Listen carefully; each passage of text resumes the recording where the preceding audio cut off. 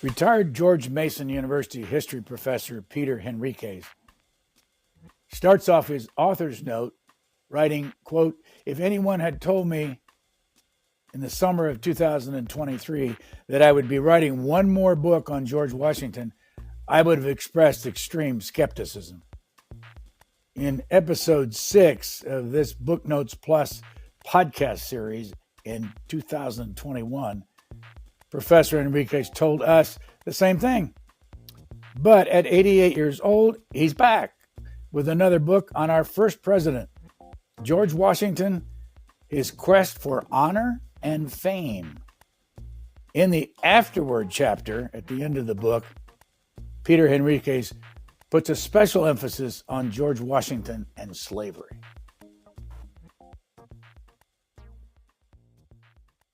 Peter Henriques, I want to quote you, page 51 on your new book on George Washington. You say, "Washington had a deep and burning desire for fame and glory. His rekindling dream of military glory, his political commitments, and his continued striving for public recognition all now coincided and opened onto the more expansive vista of a greater honor. The yearning for esteem became a quest for historical immortality." Give us more on that statement about his fame and his interest in glory. I think personally one of the keys to understand Washington, and I don't certainly claim to completely understand him, he's a very complex and remarkable individual. But one way to understand him is that for whatever combination of reasons, this man desired from an early age to be seen, admired, honored, and remembered. And the drive for secular immortality is really one way to understand him, even when he's a young man, seeking fame in the French and Indian War, in terms of his successes on the political front. But mainly the key moment is when he's appointed to be the commander-in-chief of the Continental Army. This is the time when the forces merge together, and while the job is unbelievably difficult, and in my book I argue that although he is certainly conflicted and has doubts, he does want to be appointed the commander-in-chief and acts in such a way to do it. Obviously, on the verbal level, he always rejects this idea. If you are obviously seeking military honors, that would be dangerous. But there is this desire. He believes in the cause. He has a chance to help the cause.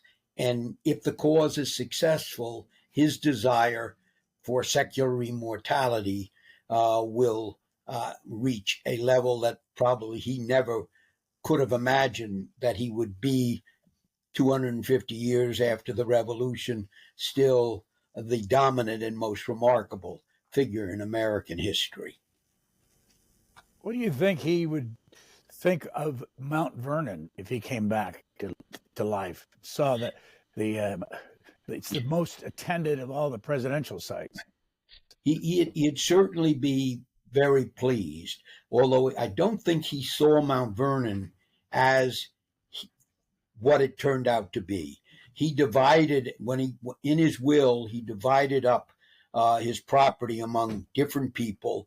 It was only really by a set of somewhat unusual circumstances, as you know, that with the Mount Vernon Ladies Association and the creation in the late 19th century, that Mount Vernon was saved from destruction. I don't think he saw Mount Vernon as a physical place where people would go and remember him. I think he expected, and one thing with Mount Vernon, it does focus on slavery and the fact that he was a slaveholder, and this is the one regrettable aspect of his life. So I don't think he sees. He'd be surprised that Mount Vernon is what it is. He would certainly be delighted to know that it is the most attended historical site, and that he has a Washington monument, and that X number of towns and streets and even a state named for him, and so on and so forth. You talk about his half brother, Lawrence. Give us the background on him, but you also say that he wasn't as close to him as the stories that historians tell. My own take is that certainly Lawrence Washington is important. He's 14 years older. Washington's father dies when Washington's only 11 years old.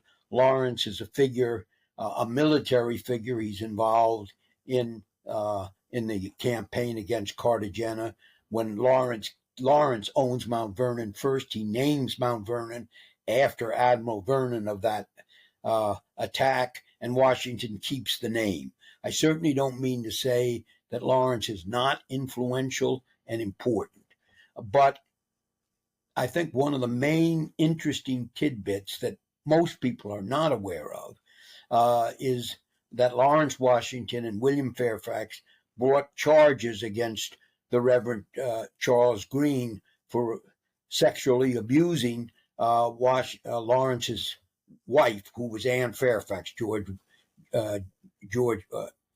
William Fairfax's daughter, before she married Lawrence. And there was an ecclesiastical court, and surprisingly enough, Reverend Greene won that case. Now, Lawrence hated Reverend Greene. Washington later accepts him as a doctor, a friend. After he dies, he helps a widow.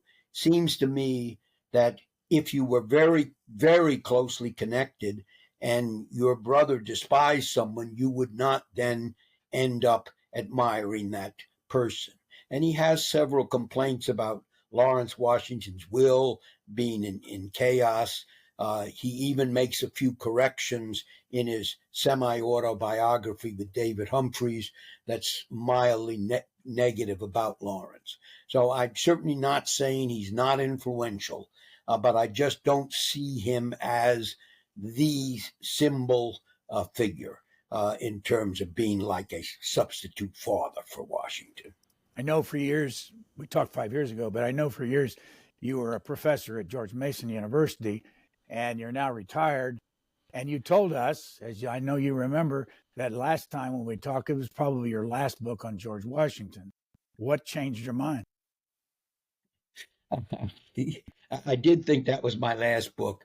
I was asked and honored to be able to give a series of 7 lectures down at Colonial Williamsburg on what I viewed as the 7 stages of Washington's life, because it does break into, to me, very nice 7 different stages of his life, which we could touch on. Each chapter in the book is one of the stages of his life.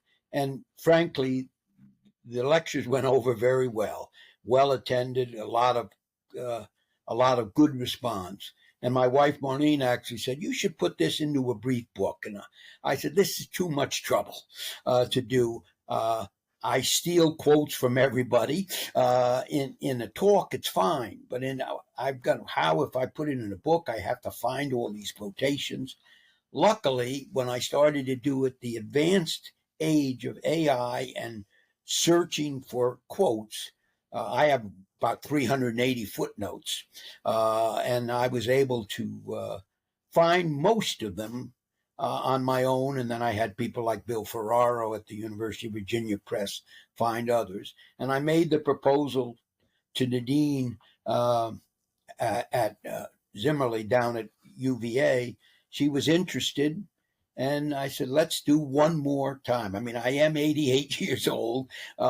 This will be if we have another interview on a book, Brian, I will be very, very surprised indeed. Well, I told in our introduction, I told our listeners that they can go back to episode 6 of these podcasts. And that was our first discussion on the George Washington, the last book. And I am going to go back to that in a moment, because we did not take the time then to talk about one of the more fascinating chapters when you talk about the people at the end of his life that he no longer was friends with. But anyway, let's first and foremost, when did you personally First of all, where did you grow up? I grew up outside of New York City in Westchester County, Pelham, New York. It's a suburb of New York City. Where did you Went, get your PhD?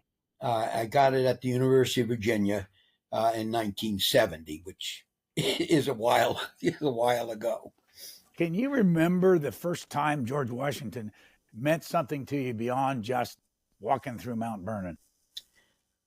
I do. After I got my PhD, I was desperately looking for a position, and they were not easy to find. I ended up being an adjunct professor for the education department of UVA, teaching at different places. George Mason had a position open. It was for a local historian. I quickly re-examined my vita, tried to make it into more local historian, got the job with the understanding that I would set up a local history journal, Northern Virginia Heritage. Obviously, Washington is a Northern Virginian. Indeed, we had plaques set up. George Washington was a Northern Virginian because much of Virginia doesn't like Northern Virginia, especially back 50 years ago. And then with Washington being the major figure, I started to examine him. And my image was that Washington is admirable, a good figurehead, moved and controlled by smarter people. He's a good symbol. And I realized this man is remarkably smart, a shrewd politician, a much more forceful personality. I think the one thing that modern research with Joe Ellis and Ron Chernow and John Rodhamel and others, we're now, and we really owe many of the earlier scholars. I'm trying to remember the name of one of my books that I really liked. Paul Longmore, The Invention of George Washington. Washington is so much more interesting than people think he is, and I was stunned, really. And then it drew my interest, and then I got hooked. And that we're talking now. That's 1970, 75 when I got the job at George Mason. So 50 years, and I found he rewards study. He's a much more complex. He is a remarkable person, and we owe him a debt that, if you want the United States of America to be a single country, I mean, Washington's nickname, Don Higginbotham called him the unifier. How I wish we could have him back today, with the emphasis on, obviously, there are different points of view, but the effort to unify and love of country. So that's really what got me started. And I just found interesting. And then, of course, people will come and listen to you talk about George Washington. I did a doctoral dissertation on a Virginia governor, John Battle. I may know everything about him, but no one gives a damn. But Washington, people do care, and so they want to learn more about him, and I've tried to do that. As you well know, one of the largest counties around Washington, about 6 of them, is called Fairfax County. 1 million people. Who was Fairfax? And obviously, I want you to talk eventually about Sally Fairfax because it's in your book. But who was William Fairfax, or anybody named Fairfax? Well, the major Fairfax in terms of who owned the land was Thomas Fairfax. His relative, William Fairfax, who built the beautiful home at Fort Belvoir, where Fort Belvoir is now. It was called Belvoir, a few miles south on the Potomac River from where Mount Vernon was. William Fairfax, to me, he is probably the most significant figure. He was on the governor's council. He was the most powerful man in Northern Virginia. He was the agent for Thomas, and he was able to make a lot of money in that position. And he was the most important political figure in Northern Virginia. His daughter married Lawrence Washington, so there's the link that way. And I think he saw in George Washington the son he wished he had had. His son was George William Fairfax, who ends up marrying Sally Fairfax. But George William Fairfax is pales pretty dramatically if you compare him to George Washington. And William Fairfax opens up doors for Washington. He allows him, for example, to become a surveyor at the age of 16, which is just, a regular official surveyor of Culpeper County. Opens up possibilities. He probably was the person that got Washington the position to go warn the French out of the Ohio Valley.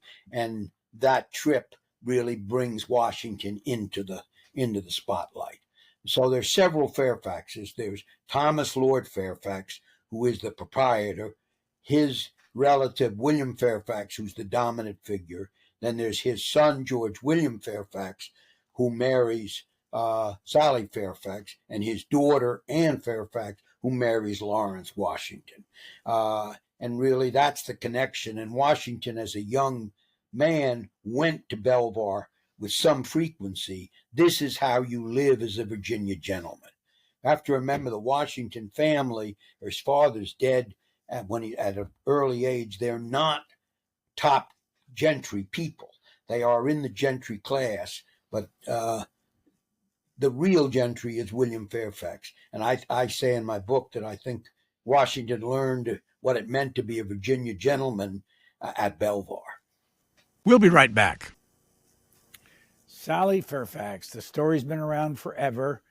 You concentrate on it. At the time that George Washington got interested in her, was she married? Yes. He met her through George William Fairfax when they were married, when he'd go to Belvoir. She was slightly older than he, but and you can understand. Here's a woman, she speaks French, she's cultured, she came from a very wealthy family down in the James River. She's beautiful. You could see him being enamored with her almost inevitably. But then time goes on. And what their relationship was, we can go into it. It's clearly speculative at certain points. I can give you my take if you want me to. There is this remarkable letter that Washington writes in September of 1758, the most interesting letter probably he ever wrote, and a letter that he would be very disappointed that we're talking about, because in the letter he says, the world has no business knowing about this letter, and he fully expected that Sally would destroy the letter. But she didn't. And eventually there's no question. At one time, people questioned whether it was a legitimate letter. It's been found. There's 100% certainty that Washington wrote this letter that seems to profess his love for Sally Fairfax, and does it at a time when he's engaged or on the verge of engagement to Martha. Let me read the last couple of sentences. This is George Washington to Sally Fairfax.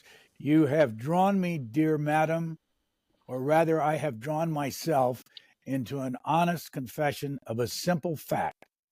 Misconstrue not my meaning, doubt it not, nor expose it.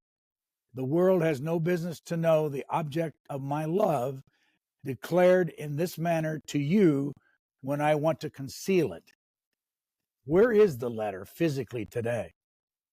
The letter, I believe you would have to check. It's either in Harvard or Yale's library. I think Yale's library, but I'm not positive.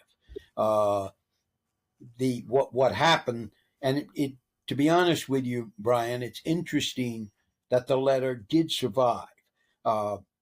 It obviously meant a great deal to Sally because she kept it with all her possessions throughout her life. This is 1958. She dies. This is going to be nearly 50 years later when she dies. She still has this letter. And at the time Washington wrote it, Washington was not famous. In other words, later on, people would keep a Washington letter because he's from the general, he's from the president. But in 1758, he's not a famous person. She kept this letter because it meant a great deal to her. and it was in her possessions.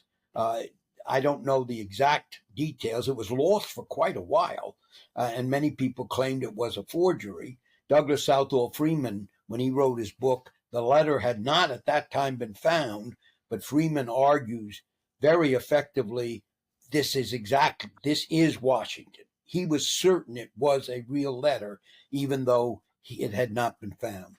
It was later found, and it's in the library of one of the major universities. With an old man's memory, I can't remember exactly which one it was. You bring up a fellow in your book that you'd almost never hear about in books about George Washington, but you suggest he was very close and very important. Henry Knox. Who was Henry Knox, and why did you concentrate on? You have a letter in here from Henry Knox to George Washington. Henry Knox was one of the people that actually Washington confessed that he loved.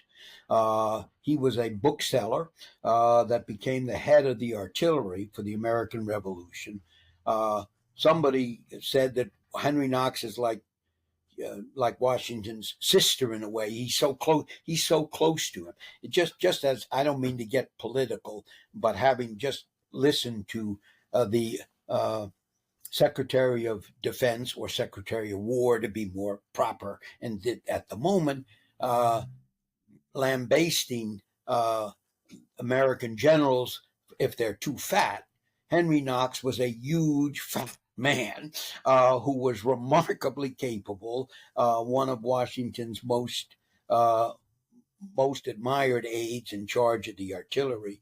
But he's someone that Washington had great affection for, and he was Washington's first Secretary of War when he was appointed. They do have a falling out later on, but that's not specific to this part of the conversation. What was it falling out about?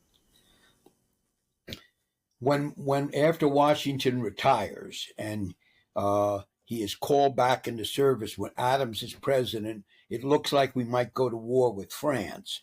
And Washington is called back to be the commander-in-chief. Once again, he's called out of retirement to defend the country. And he wants Alexander Hamilton to be his top aide. And Henry Knox, who is way outranked Hamilton in the American Revolution, is really hurt that Washington puts Hamilton ahead of him, and that led to a falling out. When Knox was Secretary of War during the Whiskey Rebellion, he was away on family matters at a time of importance, and I think Washington probably was disappointed that at a critical time, he was not involved. I think that partially damaged their relationship. What motivated you to concentrate on his desire for honor and fame? Because that's the more I read, the clearer that thread became. I didn't have a thesis that I wanted to prove. I mean, when I was doing Washington earlier, it just, as I began to think, the things he does, the things he says, the way he acts, over and over again, he is acting, especially with the passage of time, for history, how it will be received. He feared damage to his reputation more than he feared enemy bullets. He was the bravest of men in war, just almost dangerously brave. But he was very sensitive to any attacks on his reputation and on his honor. I want to go back to your book that we talked about a few years ago called First and Always, because we didn't talk about it then. And I remember when I read it, I said, I got to ask him about it, and I didn't. I don't know why I didn't. And that is the fractured friendships. Mm-hmm. And we don't have to spend a lot of time on each person, but I'll just test you to see how much you can remember. One of them was Edmund Randolph. Why did he have a breakdown in that relationship? Yeah, Edmund Randolph. Actually, three of them were presidents: Jefferson, Madison, Monroe, George Mason, his early mentor, and uh, John Randolph, who was his Secretary of State. And this is a confusing story where Randolph was more sympathetic to the French than the rest of Washington's cabinet, and they did not like his point of view. There was a letter that came out that seemed to possibly imply that Randolph was on the take from France. Washington basically didn't give Randolph, I think, the benefit of the doubt the way he should have. And Randolph, in this letter, one of the things that Randolph does say that he can influence Washington to act properly. One thing that Washington would hate to think of is that someone would say that he's under the control of another man. The idea that he would be controlled by Hamilton or Jefferson or Knox or anybody. And so Randolph is basically put out of the room, called in, and say, "You've been accused of treason. What do you think?"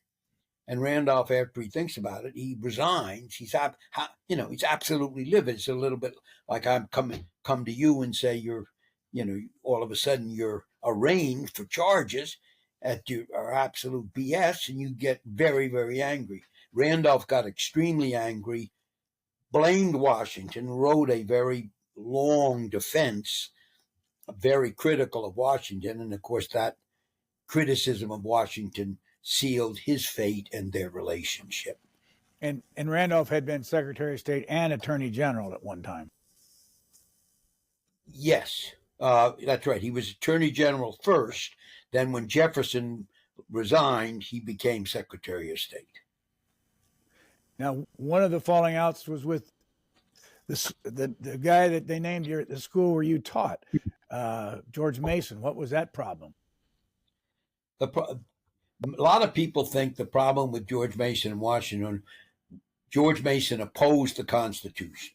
And some people will say George Mason opposed the Constitution, so Washington broke relationships with him. That would not be accurate. It is accurate that he opposed the Constitution, and it is accurate that Washington broke with him. But Washington would never break with someone strictly on the fact that they disagreed on a point of view. Washington was very open-minded that men of integrity can see things differently. And as long as you see things differently from a point of integrity. So he doesn't break with Mason for the fact that Mason is a strong critic of the Constitution. He breaks with Mason, and maybe unfairly, he interprets Mason's actions as an attack on his own, what's the best word to say, on the purity of Washington's actions. He feels that Mason is attacking the integrity of the people supporting the Constitution. And that's what really riles him and leads to the break. Mason always admired Washington. I did a long time ago an article called An Uneven Friendship on Washington and Mason's relationship, because Mason did admire and like Washington throughout his life. You really can't find a negative thing that Mason says about Washington, even after the break. But Washington was pretty harsh in terms of his treatment of Mason, because he felt that the purity of his motives were being attacked. That's where you get in trouble with Washington. If you attack his motives, he's very sensitive that I'm acting honorably. And if you think I'm not acting honorably, then you are attacking my core, and I don't like you. It's not the disagreement. Thomas Jefferson, falling out with Thomas Jefferson over some of the same stuff, the French stuff? It certainly the fact that Washington, signs Jay's treaty and all, which is a Russia pump or pour with England, is certainly part of the issue. There's no question. There's no question about that. Jefferson writes a private letter to a friend in Italy, the Mazzai letter, in which he compares Washington to a Samson who has had their hair shorn by the harlot England. In other words, Washington is an apostate. He was a champion of liberty, and he's been won over by the evil people. Well, that for what, a tu brute. How could Washington can't believe that Jefferson, when he learns about this letter, when he realizes Jefferson wrote it, it really damages Washington's relation. Washington comes to see Jefferson as a deceitful man. I mean, as you mentioned earlier, I got my doctorate at UVA way back at the time when all things Jefferson were holy. And I came out an absolute Jefferson supporter. Then I start to read Washington and get to like him. And I said, wait a minute, I really admire Washington. And Washington eventually comes to see Jefferson in a negative light. Earlier, they were good friends. Washington always recognized Jefferson as an absolute genius. He asked for his advice when he was earlier, how to deal with the Society of Cincinnati and other things. He wants him to be Secretary of State, even though he has to wait a year for Jefferson to come back from France. He knows Jefferson is a truly remarkable figure. He does all he can to keep Jefferson and Hamilton from falling, continuing their fight. But near the end of their life, Jefferson is viewed as a deceitful man, and Washington breaks. And it's kind of a sad ending to two very remarkable men. Why the falling out with his close aide, James Madison?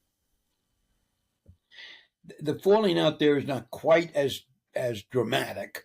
Madison, there's an interesting book on founding friendship by Stephen Liebiger that shows that Madison becomes very close friends with Washington. Friends might not be quite. I'd say friend would be a legitimate word. He is crucial in getting Madison's crucial in getting Washington to the Constitutional Convention. He's his really in the early years of Washington presidency. He is the most important force. Hamilton will replace him.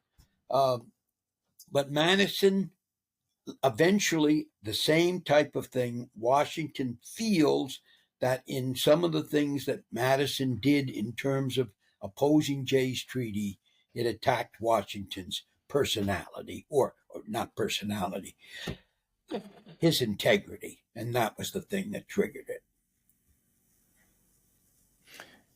The Jay Treaty, has it gotten enough attention, not just from you, but from everybody? It seems to me that with John Jay's involvement in the Treaty of Paris, which was the end of the Revolutionary War, and then the treaty, the Jay Treaty itself, that John Jay played a major role in this. What did you think of it? There was an interesting book when I was first going in graduate school. I think the first name, Richard Morris, wrote 7 Who Shaped Our Destiny. If you go to the library at Mount Vernon, they have the bust of the 6 great famous founding fathers, 3 Virginians, Washington and Jefferson and Madison, and then Hamilton, Franklin, and Adams. John Jay was the 7th. With the passage of time, he's just dropped off. The 7 are now the 6. But John Jay is a very important man, a man that Washington has complete confidence in. He appoints him to be the first Chief Justice of the Supreme Court. And interestingly enough, somewhat controversially, Jay is the head of the Supreme Court when Washington asked him to go as a diplomat to England. Now, some people raised the question of the division of powers, but Washington had that kind of confidence in Jay. And he was the governor of New York, very important person in the election of 1800. He wouldn't go along with Hamilton's deal to change the rules in the middle of the game to perhaps to defeat Jefferson. Is there a simple way to describe why half of these folks loved England, Great Britain, and half of them liked France? What was the main reason that these different sides were drawn to these two different countries? That's a good question. Of course, in the early stages, most everyone liked France because France was the dominant. They aided us in the revolution. Indeed, we would not have been able to win the war without France's aid. I think of the Yorktown campaign. It's like Daddy and I killed the bear. It's French power, it's French fleet and troops that allow us to win. But France, with the coming of the revolution, and they swing towards, in modern terms, far to the left, attacks on religion and on the state, the use of executing people. Many people in America, especially more conservative bent, see France as a radical threat that if they influence America, we'll go down that same radical, dangerous route. America, let's face it, is English in culture and upbringing. Certainly Washington and others are.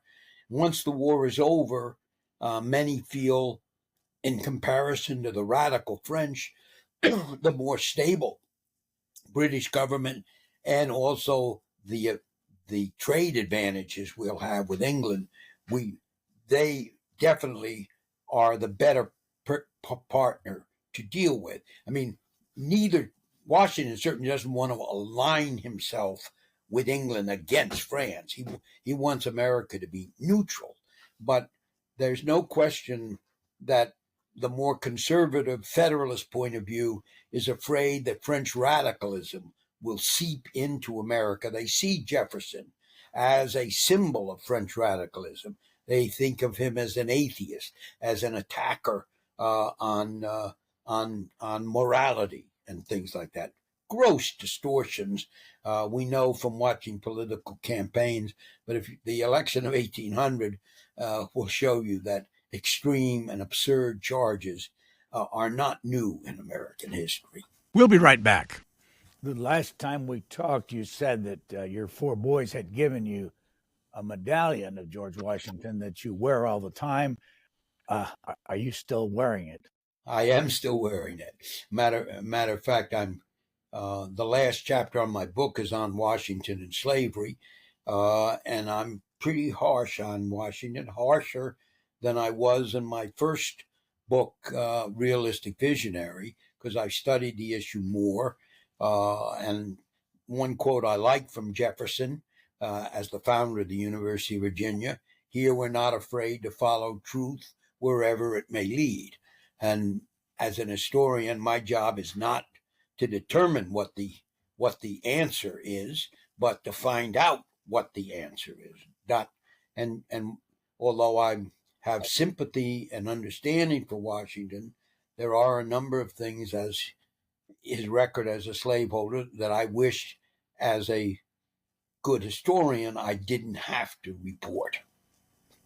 Would you say that the afterword about slavery, I don't want to put words in your mouth, but I mean, I know when I read it, that's just my reaction, it's pretty hard hitting? Mm-hmm. It is hard hitting. It's certainly not apology. I mean, some people think, well, since I'm a champion of Washington, get out and go to battle for him. I try to understand them. It is his treatment of his slaves, his lack of empathy for slavery. One of the things that I put forth in my final afterword to my book, because I couldn't fit, both reviewers said you have to deal with slavery, and I couldn't deal with it in any length in a brief interpretive biography. So the only way I felt I could do it is to take a whole chapter and put it at the end. If I put it in the middle, it would break It would just break the flow of the story.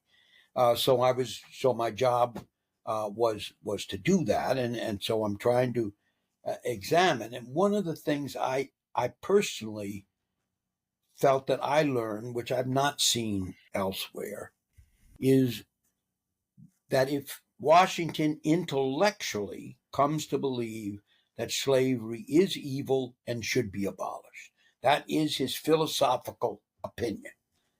But viscerally, he never really accepts the evil of slavery in a way that it hurts him and he wants to act. And especially when I look at his treatment of runaway slaves, there's never any sympathy for someone trying to escape a system which, if you felt was basically evil and should be ending, the people, you would have some empathy for people who would try to get away from that system.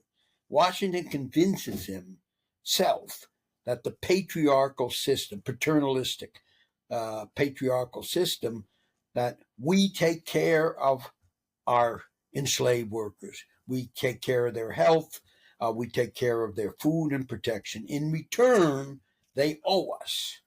And Washington convinces himself that they owe us all their work and labor for what we give them. And somehow he convinces himself that that's a fair system. And it's pretty hard for me to see that's not a fair system. Got to read this paragraph. Okay.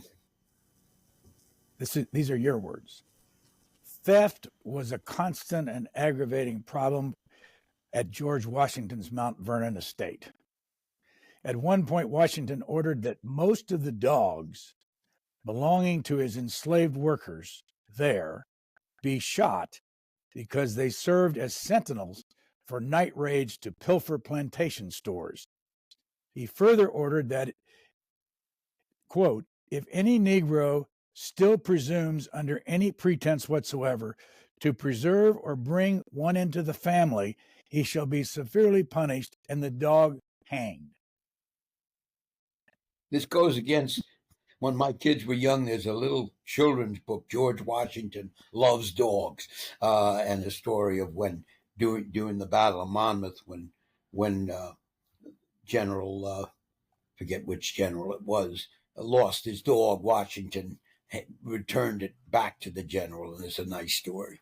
You know, this is just, it's a different age. I mean, Washington, if some of his dogs, he wanted thoroughbred dogs for hunting and things like that. If they were mated with someone that was not, the puppies would be drowned because they're not thoroughbred.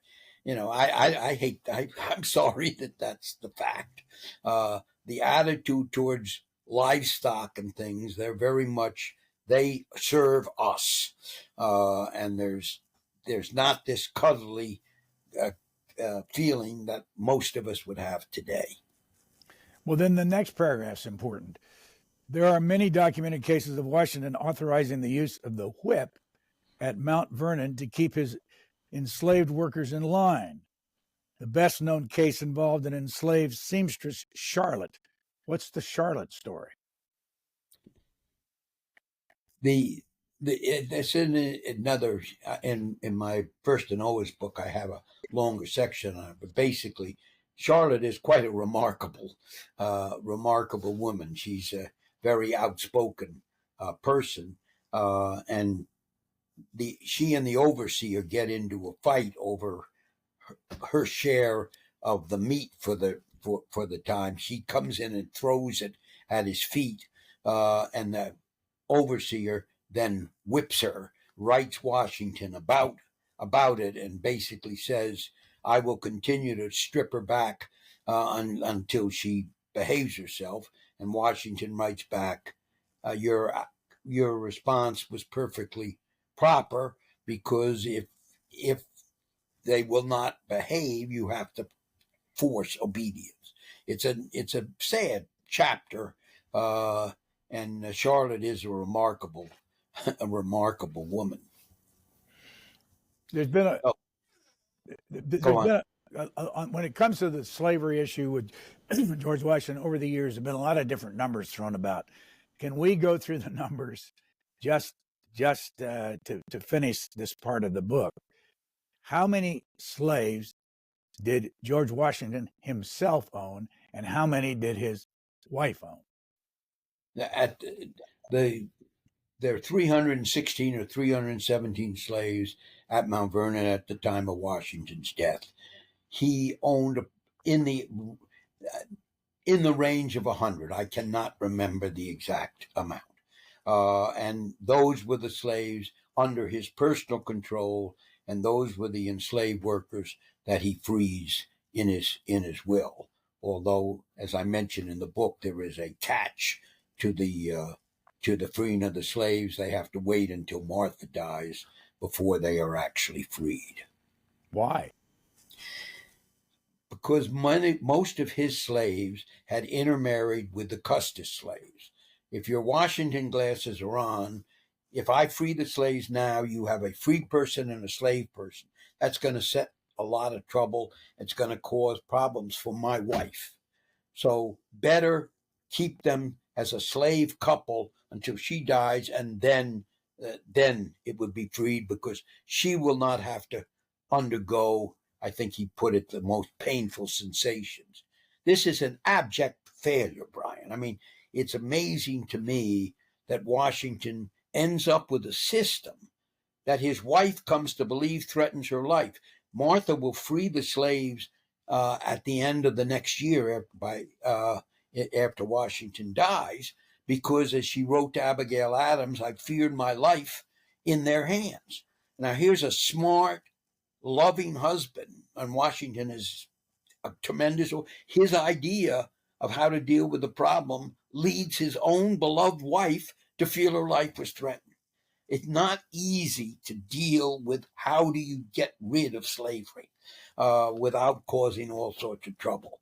And this is, to me, kind of a good example of just how difficult this is to do. Why did it take Mount Vernon so long to deal with this issue? Well, we have a long. There's a quote in my book from my friend Roger Wilkins, who was a African American professor at George Mason and wrote a nice blurb from my first book. And in his book, Jefferson's Pillow, he writes a quote that says, "The grating chain of slavery and racism snaked through the new republic, diminishing every life it touched." And the grating chain of slavery is gone, but the grating chain of racism is still there, and it still diminishes every life it touches. And slavery it makes us all uncomfortable. It goes against the Declaration of Independence, and it's better for many people to repress it or to imagine that the slaves were happy, it was a good system and it worked, and they were being improved, and so on and so forth. So it's going to take a long time. I mean, we're in the midst right now, on the far left, Washington. I've heard people say they should take down the Washington Monument. Washington's a slaveholder. He should be canceled. There's nothing you can put. He's an evil man because he owned slaves. And really now the administration is moving to try to eradicate the negative view of slavery. At the president's home in Philadelphia, where they want to change, the administration wants them to change the presentation of Washington because it is, in their view, too negative of what Washington does. And sadly, I mean, one of the things Washington did as president, Pennsylvania had passed a law that saying if an enslaved worker lives in Pennsylvania for more than 6 consecutive months, they can claim their freedom. In other words, they wanted to allow slaveholders to come in for business, travel, so on, but they didn't want slaveholders to move to and live in Pennsylvania and have their slaves for 20 years. So they passed this law. Washington actually surreptitiously sent back some of his house servants. He had 9 house servants with him as president, back into Virginia for a brief reason, and he wrote his secretary Tobias Lear, "I want this done to deceive both them and the public. You can tell Martha, but nobody else." And the administration doesn't want that kind of story, but it is part of the story. At the end, the 316 or so slaves that were owned jointly by the two, Martha and George Washington, were they eventually, all of them, freed? No. Martha didn't. Martha had one slave that she had the power to free directly herself, and she did not do so. Went on to the Custis estate, and the most of the slaves, Washington slaves, were freed, but the Custis slaves remained enslaved, and most of them have been lost to history. I've not followed that story. I kind of joke sometimes when Washington dies, December 14, 1799. Okay, let someone else tell the story after that. I'm not capable or don't have the time or expertise to feel I can comment on that. There is, when I read this quote that you have in your book, I thought the more it changes, the more it remains the same. And you'll see why I say that. This is out of context, but I'm sure you can put it in context. Notwithstanding the boasted virtue of America, he wrote, "We are far gone in everything ignoble and bad. Virtue," he feared, "has in a great degree taken its departure from our land. A letter to John Jay" is typical, and then you quote that letter. But it sounds like what people say today about the country. Well, it is, in one way, the past is a foreign country, but in another way, it's remarkably similar because human nature is similar, and there are the same kind of frustrations. I mean, Washington, this is in the aftermath of the war. We won the war for independence. We expected everything to go well. Things under the Articles of Confederation are not going well. I once had a series of quotes on the spirit of 76 revisited, and the number of quotes that you can find by American leaders of the lack of patriotism, concern, and virtue in America, it's really staggering. Because now we tend to look back, if we could only get back to the spirit of 76 where everyone loved their country and they were willing to fight. It's forever a battle. There's always friction, there's always disagreement, there are always scoundrels, and so on and so forth. And it's a constant struggle. And I think it always will be. Sometimes it seems that virtue's on the rise, and sometimes it seems that it's on the fall. What about the Southall Freeman series on George Washington and the James Flexner series? What did you think of those? And how long ago were they written? And would they be different if these guys were alive today and writing? Douglas Southall Freeman was the great Virginia historian. He wrote a major biography, I think it's 4-volume biography of Robert E. Lee. His study of George Washington is 7 volumes, 7 big fat volumes. He died in the midst of the project. The 7th volume was actually written by his associates. He did not write the last volume. He's a good man, a good historian. He's a Virginian of the 1950s. There is an undercurrent of racial insensitivity, let's put it that way, in his book that you would not find in another book. It's very thorough. I actually, as a graduate student, his papers are at the Library of Congress, and I went back to look at them.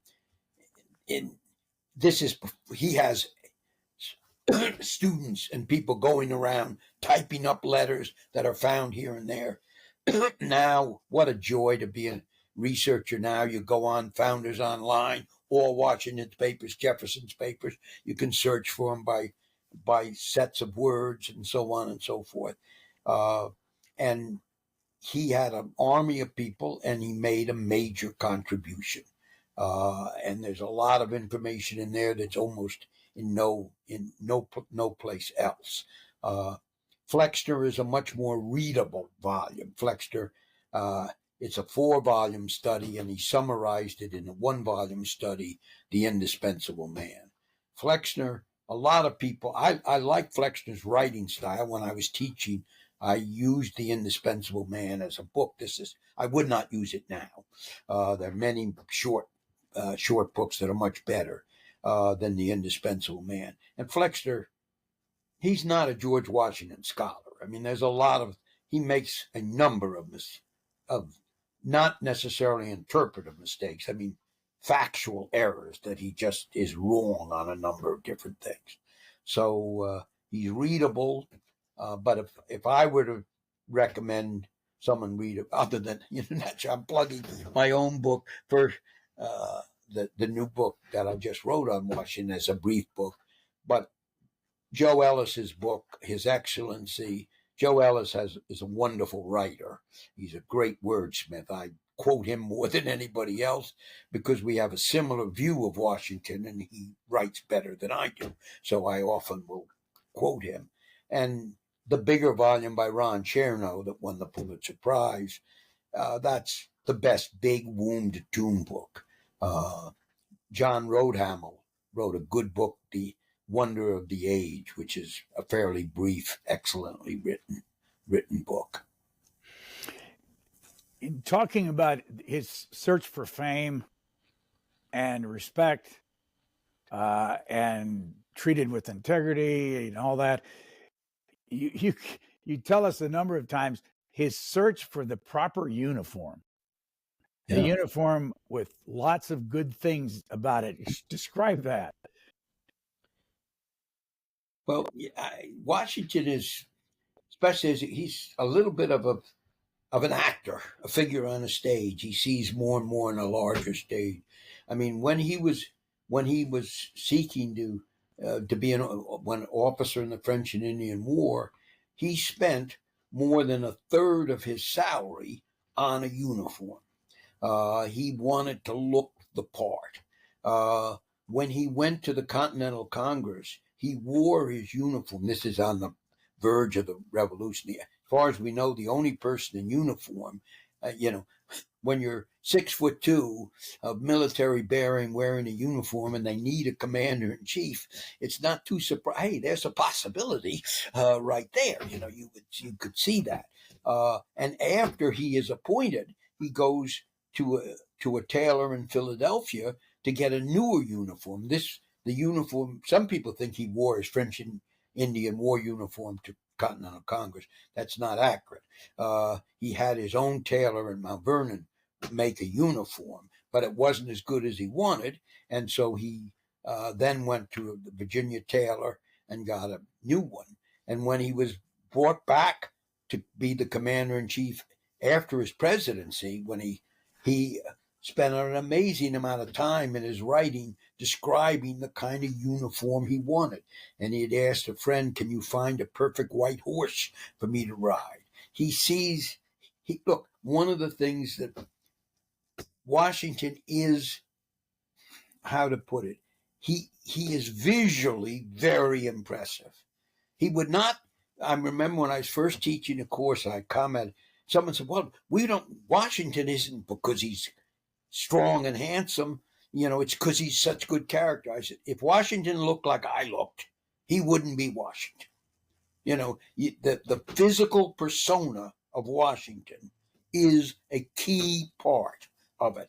The fact that he has this remarkable, charismatic bearing, that he's the best horseman in Virginia.